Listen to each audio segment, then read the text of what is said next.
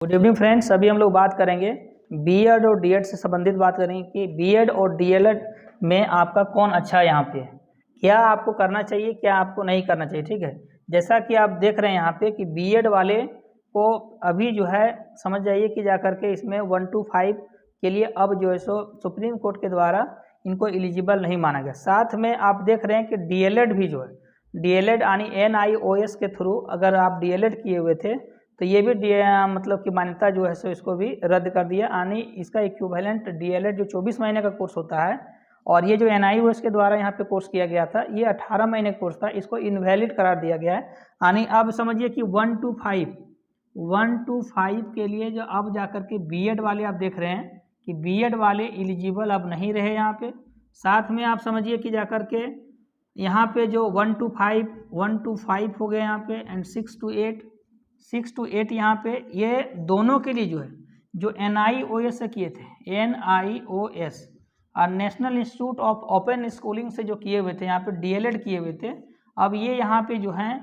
इस वैकेंसी जो नियुक्ति यानी समझिए कि जो नियुक्ति होनी थी समझिए कि शिक्षक में, ये यहाँ पे अब जो है सो वैध नहीं होंगे, इनको अब नियुक्ति में शामिल नहीं, अब जाकर के फॉर्म भी यहाँ पे फिलअप नहीं कर पाएंगे। अगर फॉर्म फिलअप भी करेंगे तो समझिए उनको कोई बेनिफिट यहाँ नहीं होने वाला। यानी ये जो NIOS के द्वारा यहाँ कोर्स किया जा रहा था यहाँ 18 महीने का कोर्स था, ठीक है, जबकि एक्चुअल में जो आपका डीएलएड होता है यहाँ पे है ये आपका होता है यहाँ कितना, तो ये 24 मंथ्स का होता है, यानी पूरी 2 साल का यहाँ पे कोर्स होता है। तो ये माननीय सुप्रीम कोर्ट के द्वारा इसको इक्विवेलेंट नहीं बताया गया और साथ में क्या किया गया कि ये जो अब वैकेंसी यहाँ पे है ये वैकेंसी 1 to 5 के लिए अब डीएलएड वाले को नहीं एलिजिबल हो पाएंगे। अब समझिए जाकर 1 to 5, 6 to 8 जहाँ जो NIOS के थ्रू जो यहाँ पे डीएलएड किए हुए थे अब वो भी जो है इस फॉर्म में भर्ती प्रक्रिया में अब कहीं का भी होगा, कहीं से भी किए होंगे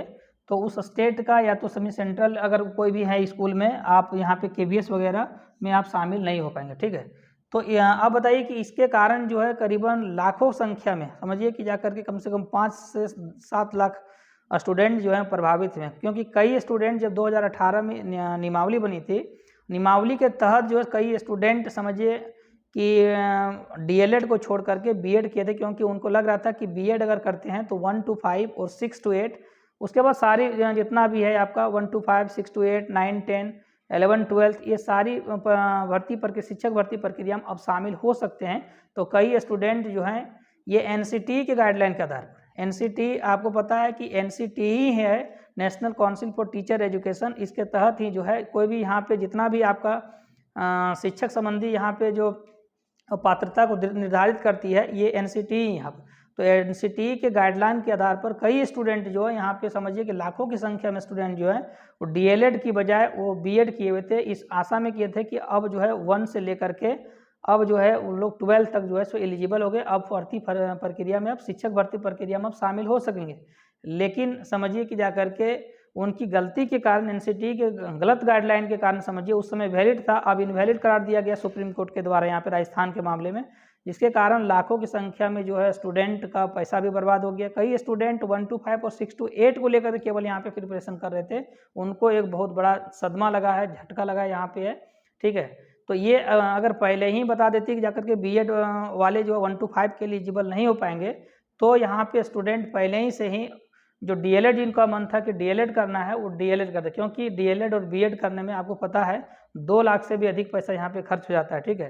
तो इसलिए यहाँ पे किसी घर की अच्छी मतलब अगर कंडीशन का आर्थिक स्थिति की बात किया जाए तो आर्थिक स्थिति उतनी अच्छी नहीं है कि हर एक कोर्स को कर सके, यानी 1 to 5 वाले यानी डीएलएड भी कर लें बीएड भी कर लें। यहाँ पे अब समझ जिनका एज खत्म होने वाला है अब वो बीएड चाहे डीएलएड बीएड किए हुए हैं, अब डीएलएड कैसे करेंगे, उनका तैयारी 1 to 5 या 6 to 8 लेवल का यहाँ पे है, तो अब वो क्या करें जाकर। उनको कई स्टूडेंट आप देख रहे हैं कि बिहार वगैरह में यहाँ पे कार्यरत भी है और इस 1 to 5 यहाँ पे वो बीएड के आधार पर गए हुए हैं, तो उनका भी अब जो है सो समझिए कि जाकर के उनके लिए भी समस्या खड़ी होगी। NIOS के थ्रू जो समझिए सर्विस कर रहे होंगे जाकर के उनके लिए भी समस्या यहाँ पे दिक्कत है। तो अब लेकिन देखिए अब यहाँ से इससे सीख लेने की ज़रूरत है यहाँ पे कि बीएड या डीएलएड क्या करना है, क्योंकि आपको पता है कि इनको जो है अब डीएलएड जो है यहाँ पे NIOS के थ्रू अब इनको भर्ती प्रक्रिया में शामिल 1 to 5 और ये 6 to 8 1 to 5 और 6 to 8 NIOS से जो किए हुए डीएलएड उनको शामिल नहीं हो पाएंगे। 1 to 5 बीएड वाले नहीं शामिल हो पाएंगे। तो जो स्टूडेंट अब न्यू स्टूडेंट है, जो समझिए कि जाके अभी बीएड किए हुए हैं या 4 वर्षीय कोर्स में अगर आप इंटर किए हुए हैं, तो ये इसमें आपको क्या सही रहेगा, तो ये आप अपने माइंड में स्पष्ट कर लीजिए कि हमको किसका टीचर बनना है, 1 to 5 बनना है या 6 to 8 का बनना है। अगर 1 to 5 और 6 to 8 का टीचर बनना है और इसके लिए आपकी तैयारी है यहाँ पे, तो आपको डीएलएड मतलब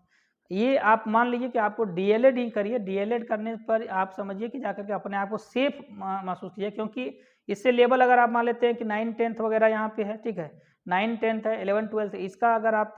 स्पेशल चाह रहे हैं कि इसी का टीचर हमको बनना है, नीचे क्लास का नहीं बनना है, तब आपको यहाँ पे बीएड करना है। देखिए बीएड अगर आप करते हैं तो आप अभी जो समझिए कि जाकर के सुप्रीम कोर्ट के बाद आप डिसीजन देख रहे हैं कि 6 to 8 के लिए, 9, 10 के लिए और 11, 12 ये सारे के लिए आप एलिजिबल हो जाएंगे। जबकि डीएलएड अगर कर रहे हैं तो डीएलएड में आपको पता है कि डीएलएड में 1 to 5 और 6 to 8 के लिए ही आप एलिजिबल होंगे, अगर वो 24 महीने का कोर्स अगर आप किए हुए हैं तो यहाँ पे, ठीक है। तो यहाँ पे जो पुराने स्टूडेंट उनको तो समझिए कि जाकर के एक बहुत बड़ा सदमा पहुँचा है कि उनको अब 1 to 5 में इतनी बड़ी प्रक्रिया आप देख रहे हैं, भर्ती प्रक्रिया चल रही थी वहाँ पे बिहार में, कितने स्टूडेंट फॉर्म भरे थे, पैसा बर्बाद हो गया जा करके, उनको यहाँ पे क्या करना, समस्या से सामना करना पड़ा। साथ में एनआईओ उसको भी यहाँ पे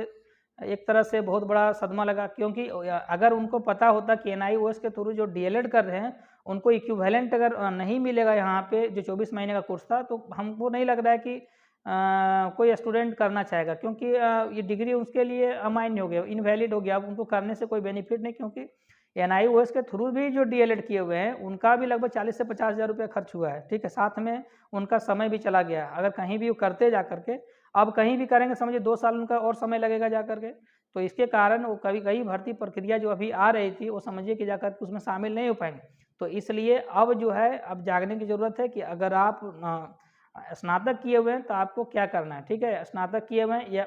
तो आप ये मान के रखिए कि कम से कम 1 to 5 के और 6 to 8 के लिए ही अगर टीचर बनना है, इसके लिए आपकी प्रिपरेशन है, उस लेवल का प्रिपरेशन आपका ठीक ठाक अगर है तो आपको डीएलएड करना चाहिए। और अगर इससे लेवल आपका अच्छा खासा लेवल है अगर, तो समझिए कि आपको कम से कम बीएड करने की ज़रूरत है,